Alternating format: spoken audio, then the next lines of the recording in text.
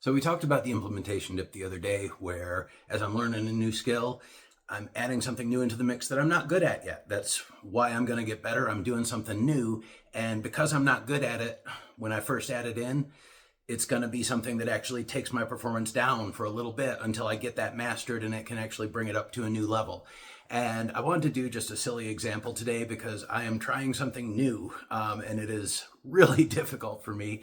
It's just a very small example that kind of occurred to me when I was thinking about the implementation dip.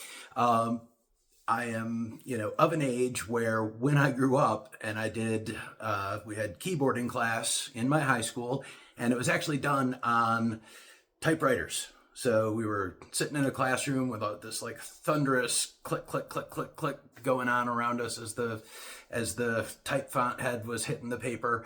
And when we did that, we always double spaced after the period because the typewriter heads were monospaced. They were, everything was the same space. So to differentiate after the period, we'd put a double space in there.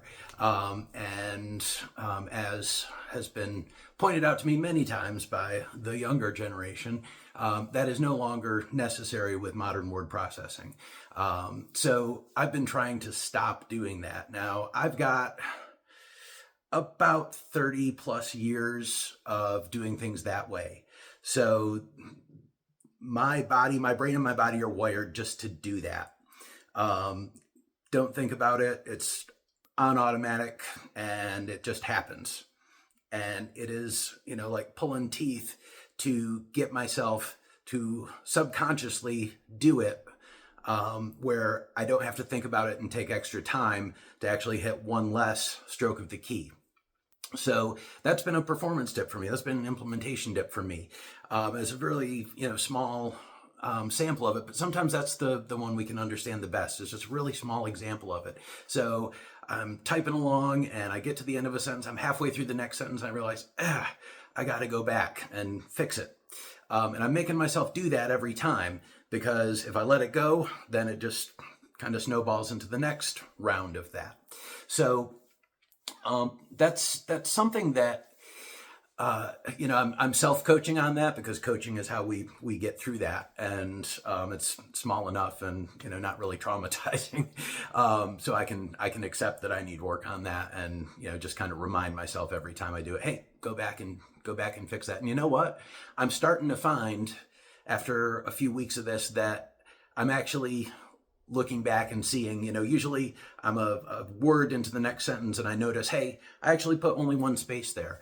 And it's not consistent yet, but it's something that is starting to go into my typing. And I don't expect it to like bring my typing to the next level or anything, but it will help me get in more compliance with current typographical practices, so that my writing will be more standard with what other people are doing now. It'll match up with the conventions that are being just widely accepted at this moment. So, that's the kind of thing I like.